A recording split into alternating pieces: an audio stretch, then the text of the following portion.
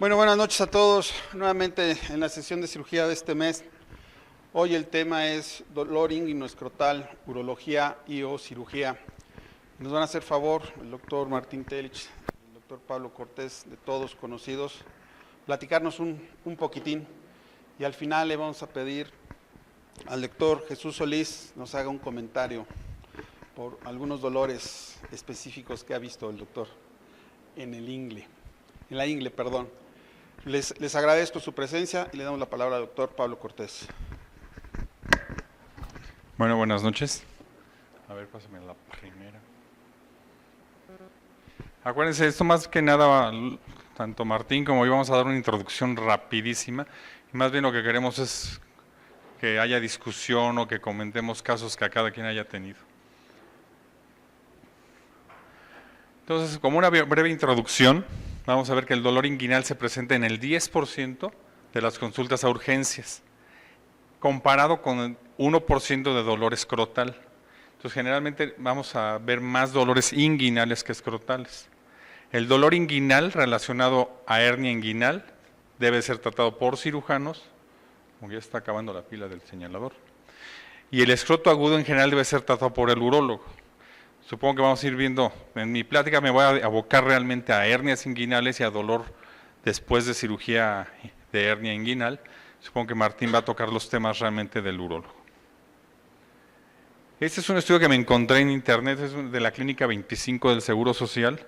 Es donde les digo que vieron en 3 meses 3.184 pacientes y de dolor inguinal, o gente no escrotal, inguinal, la mayoría son hombres y la minoría mujeres. Ahora bien, cuando la hernia es asintomática, ¿cómo se va a presentar? Con dolor en la ingle al esfuerzo, con incapacidad de hacer actividades diarias como caminar, como subir escaleras, el manejar al ir sentado les duele a los pacientes. Y también puede haber incapacidad para reducir manualmente la hernia. Cuando una hernia ya está complicada, cuando una hernia ya está estrangulada, pues el paciente puede tener dolor, puede tener cambios de coloración de la piel, puede tener náusea, vómito, y esto nos habla de una hernia complicada.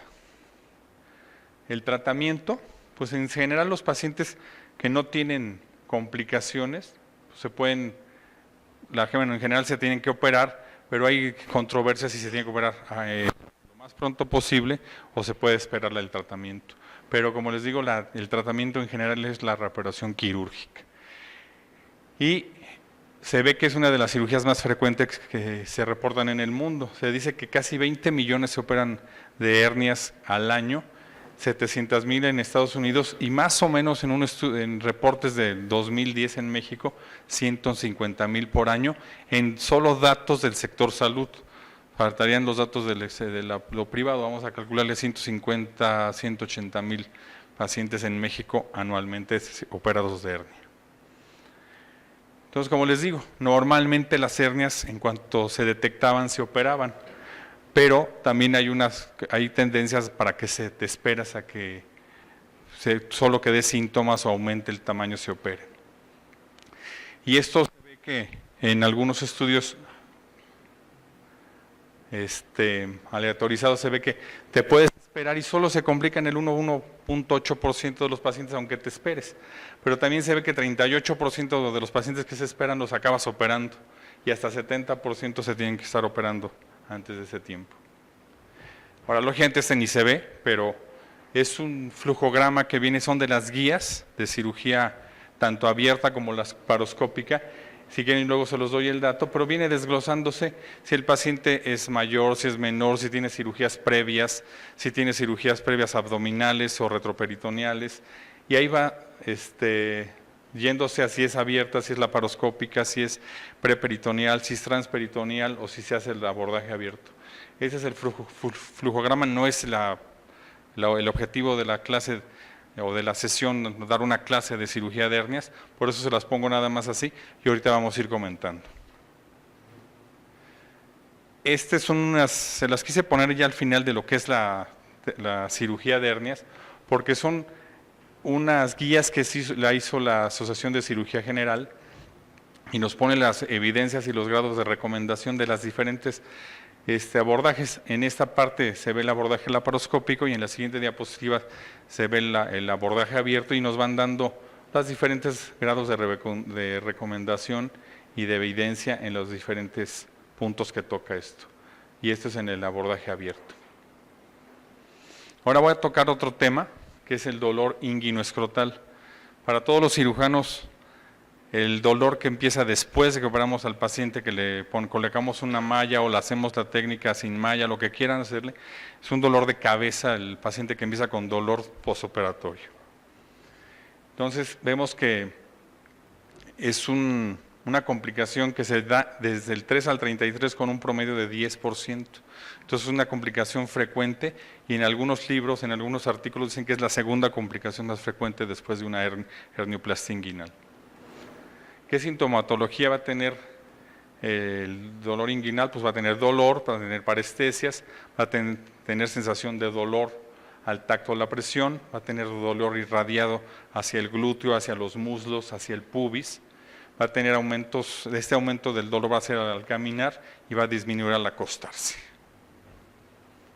El dolor inguinoescrotal pues puede ser de 3 causas principalmente, puede ser no neuropática, esto es cuando primeramente por la disección, por la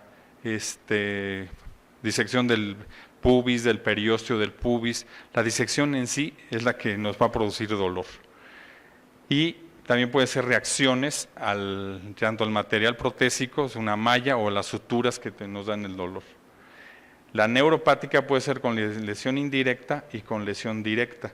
La lesión indirecta es que no se lastiman los diferentes nervios de la región inguinal, ya sea anterior o posterior, en la vía abierta o laparoscópica, pero la malla, como les repito, las grapas o la propia disección lesionan el nervio indirectamente, o lesión que lastimas directamente al nervio con la malla, con el calor, con la disección o con la colocación de grapas. Entonces, estos son los nervios principales que se pueden afectar. ¿Y cuáles son los factores de riesgo para el dolor inguinal? Pues son edad, en jóvenes se ha visto más. Si el paciente tiene más dolor preoperatorio, es más frecuente que tengan dolor posoperatorio. Si el paciente tiene mucho dolor posoperatorio, puede ser que ya lastimaste el nervio y esto va a continuar a ser un dolor crónico. Que tenga complicaciones posoperatorias como infección, como seromas, como sangrado, esto le va a causar frecuentemente que tenga más lesión del nervio. Alteraciones sensitivas en el preoperatorio, si desde el principio el paciente ya por la hernia tenía dolor del muslo, sensibilidad alterada del pubis o el muslo, es frecuente que tengan este problema en el posoperatorio.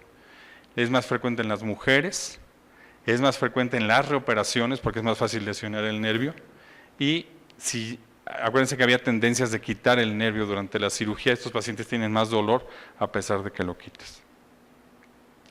Y les repito, este es otro flujograma que les puedo dar después y viene cómo se trata el dolor inguinal después de cirugía. Pero resumiéndoles, va a ser un tratamiento primero, hay que esperarse unos meses. Puede ser que el paciente tenga dolor los primeros 3 meses y no hay que apanicarse. Hay que darle algún analgésico, darle algunas medidas para que mejore el dolor, pero no tener entrar en pánico. Se le puede dar antiinflamatorios no esteroideos, se les puede dar opioides, se le puede dar análogos de GABA como la gabapentina o la pregabalina, se le puede dar corticosteroides tomados o inyectados en forma de bloqueos, con bloqueos de nervios, ya sea este bloqueo de nervios con esteroides o con anestésicos locales. Puede haber ablación nerviosa, ya como de las últimas medidas, con calor, con frío, con electricidad se puede hacer ablación nerviosa. Y por último, dejar la cirugía. En todas las guías se dice que hay que reoperar al paciente al final, quitar la malla, quitar las grapas, pero todos los que somos cirujanos sabemos que quitar una malla o quitar unas grapas es muy difícil y se pone muy fácil en los artículos y en los libros, pero no es nada fácil. Y acaba teniendo el paciente hasta más dolor. Como conclusiones, ya para que pase el doctor Martín Telich, pues el dolor inguinoescrotal es secundario a múltiples patologías, lo vamos a ver tal urológico. La hernia inguinal femoral o inguinoescrotal debe ser tratado por nosotros los cirujanos. La patología escrotal debe ser tratada por el urólogo, de todas las patologías que va a ver el doctor. y, como les digo, es una pesadilla la inguinodinia para el cirujano y para el médico, con varias opciones de tratamiento, pero el paciente es un paciente que ya te casas con él y tienes que estarlo tratando frecuentemente. Muchas gracias.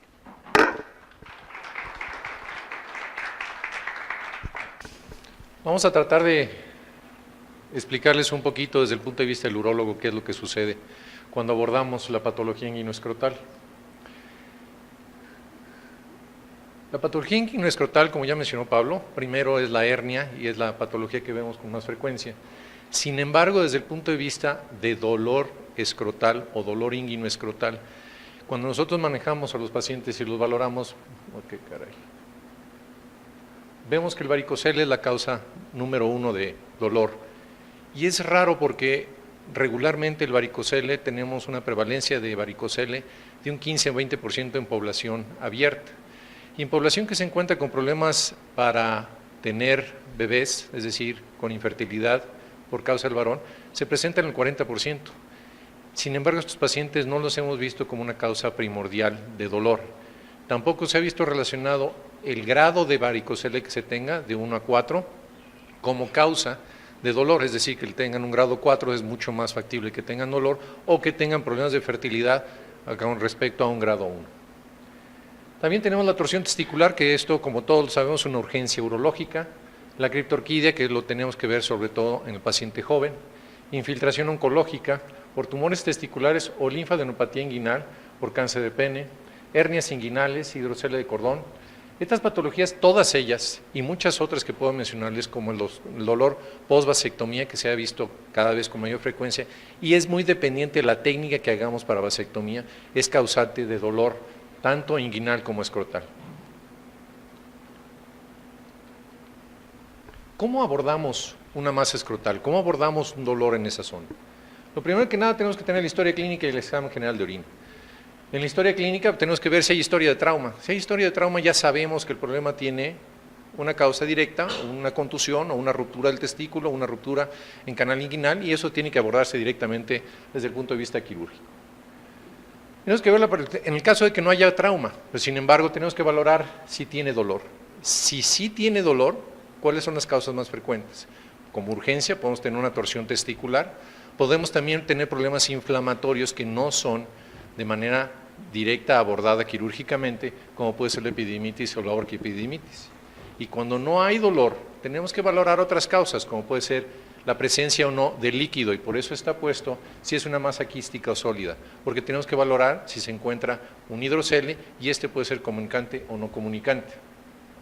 Específicamente las masas de epidídimo o del testículo, tenemos que valorarlas y valorarlas desde el punto de vista oncológico. Son las causas menos frecuentes de dolor, pero tenemos que ver, cuando estamos hablando de tumoraciones testiculares, estas todas son abordadas desde el punto de vista quirúrgico.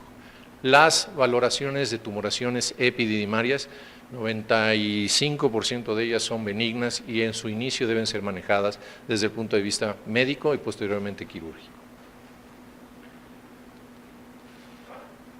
Cuando nosotros estamos valorando dolor escrotal en un adulto joven, aquí es un punto muy importante. Están hablando en la revisión de cerca de 400,000 expedientes.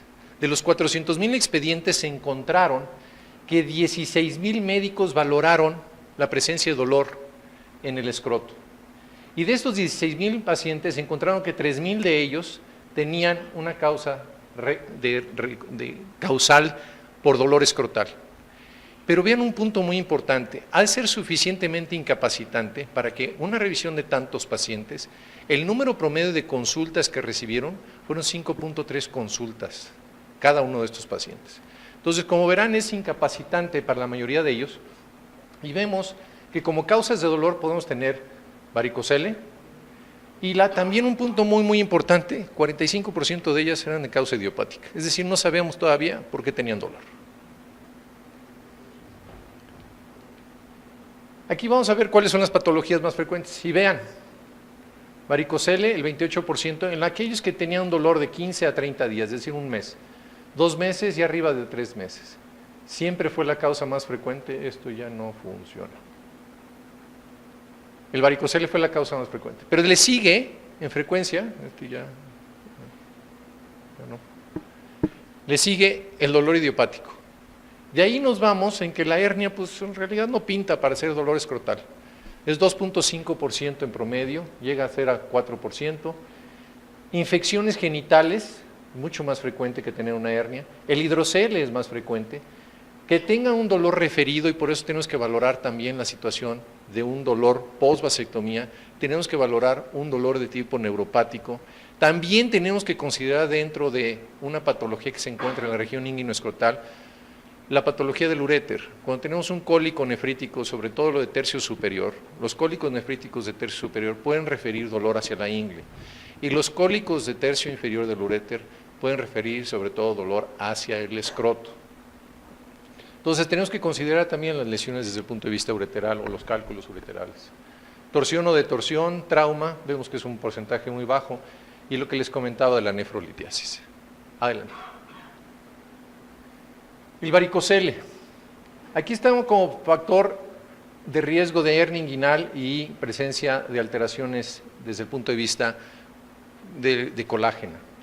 La conclusión es que los resultados del varicocele en jóvenes aparente ser como un marcador de progresión porque tengamos alteraciones del tejido conectivo.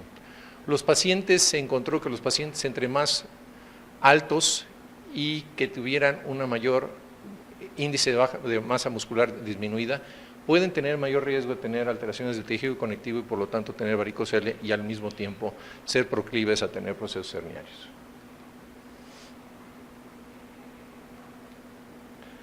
Aquí, como vemos, estamos viendo qué es lo que sucede cuando estamos valorando los pacientes que tenemos con el varicocele. Es la causa más frecuente de patología inguinoescrotal en el adolescente joven y se encontró también que tenía una correlación con la edad, con la altura y con el índice de masa corporal, lo que les comentaba anteriormente.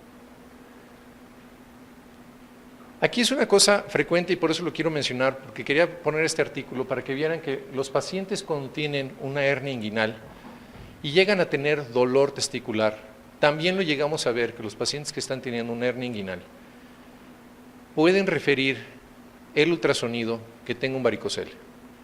En el momento en que se corrige la hernia inguinal, el varicocele desaparece. Entonces hay que considerar que la patología inicial puede ser la hernia inguinal por compresión sobre el cordón y entonces estemos viendo un varicocele que en realidad es producto de un proceso obstructivo por la hernia y no realmente un varicocele del paciente.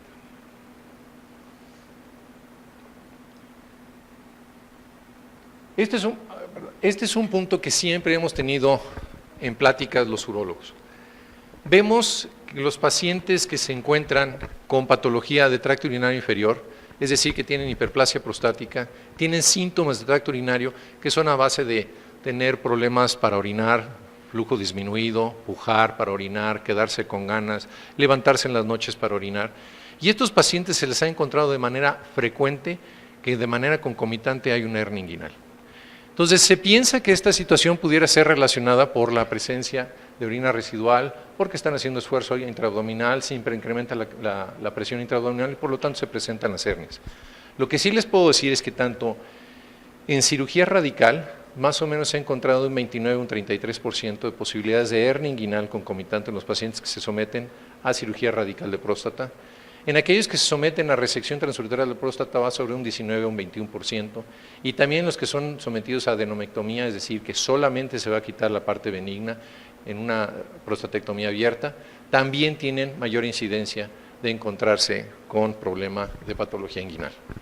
Sin embargo, en el momento en que nosotros lo vemos aquí, en este artículo, el hecho de encontrarse con un score internacional de síntomas prostáticos más alto no se vio relacionado en este artículo con la presencia de mayor posibilidad de desarrollo de la patología inguinal.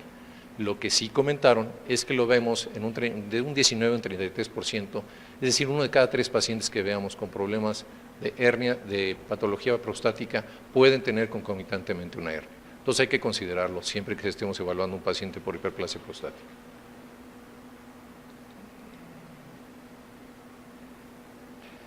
Como todos sabemos, nada más les quería comentar porque es importante que siempre veamos esta patología de manera concomitante con cirugía, es que se encuentran las hernias deslizantes. Las hernias deslizantes pueden contener parte de la vejiga y esto generar problemas de vías urinarias como puede ser hematuria, como puede ser dolor a la micción, como puede ser retención urinaria por el hecho de del compromiso que tenga de la vejiga en el momento que se haga una hernia deslizante. Es una situación un poquito difícil de explicar, sobre todo todas las patologías que vemos como causal de dolor en el momento que vemos el escroto. Pero vean aquí que lo más importante de este artículo es ver que el 71% de los varones que tenían dolor escrotal estaban afectados en su vida diaria. El 50%, es decir, 1 de cada 2 varones, tenía afectación para desarrollar sus labores diarias y 60% de ellos tenían afectación para tener vida sexual.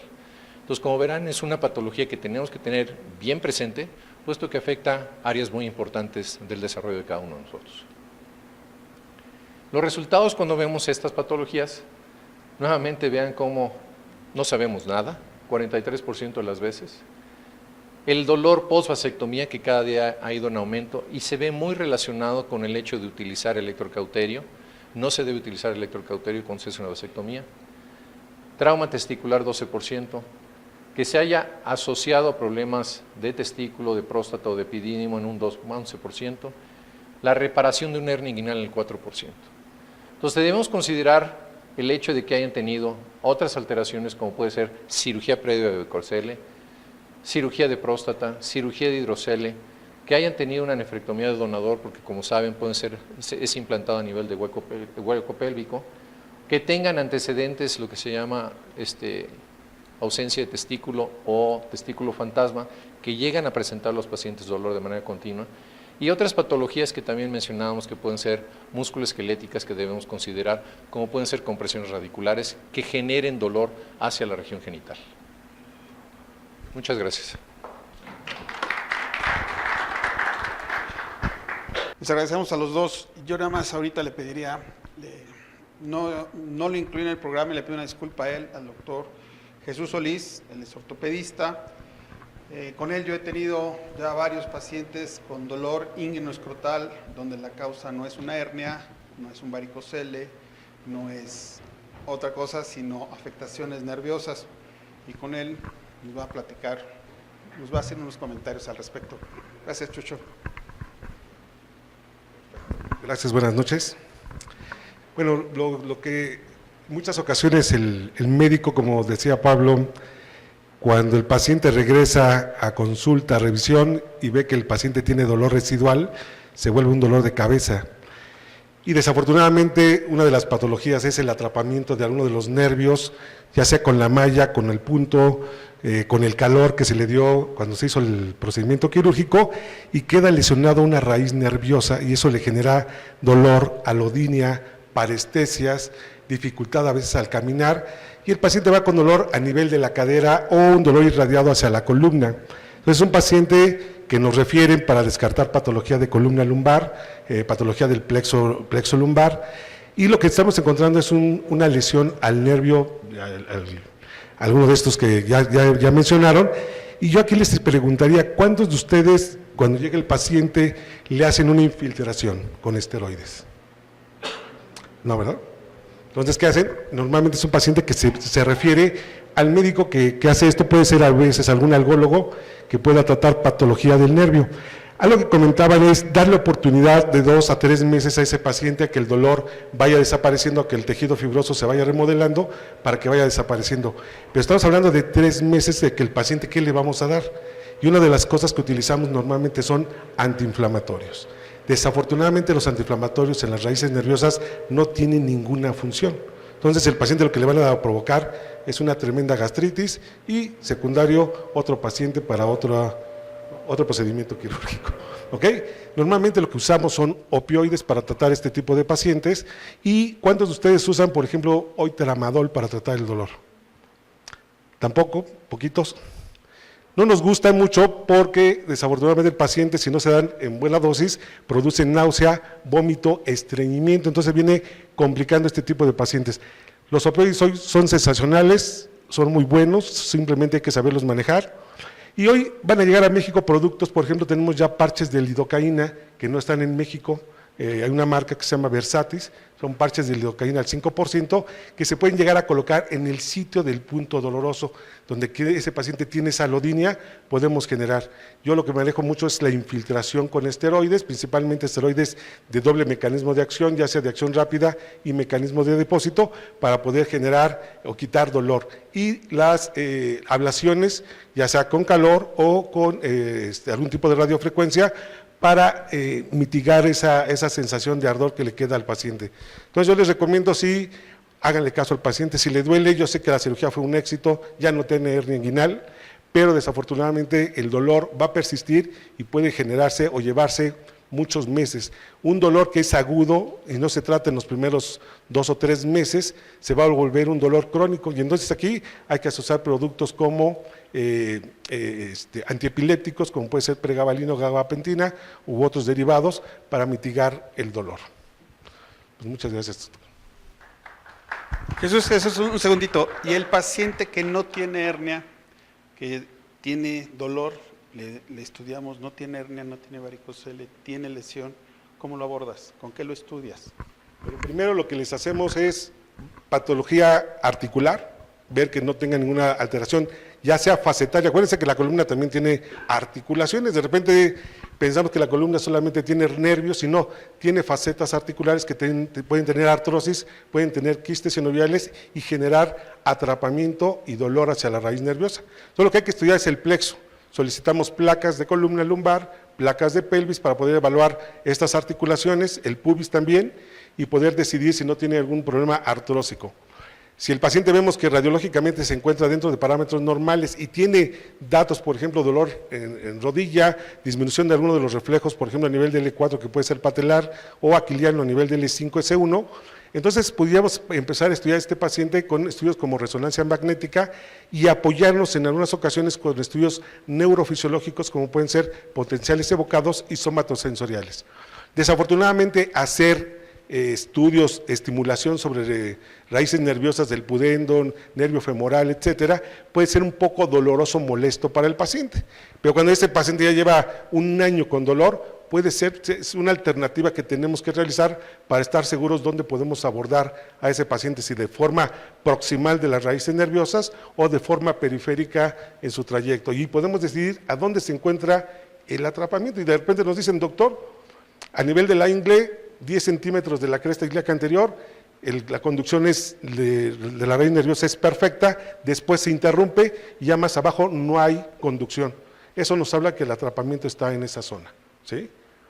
Si es radicular, el reporte, aunque el paciente le duela el pubis, la región inguinal, nos van a referir siempre que el origen del dolor es proximal, de donde emerge la raíz nerviosa, y ahí pues buscaríamos una patología, no siempre es discal.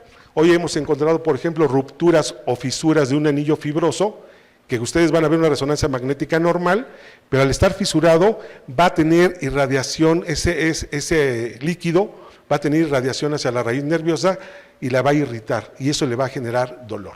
Entonces aquí pues tendremos que hacer un abordaje multiprofesional, donde tenemos que utilizar analgésicos, ya sean opioides, usar radiofrecuencia o usar bloqueos específicos para esa región.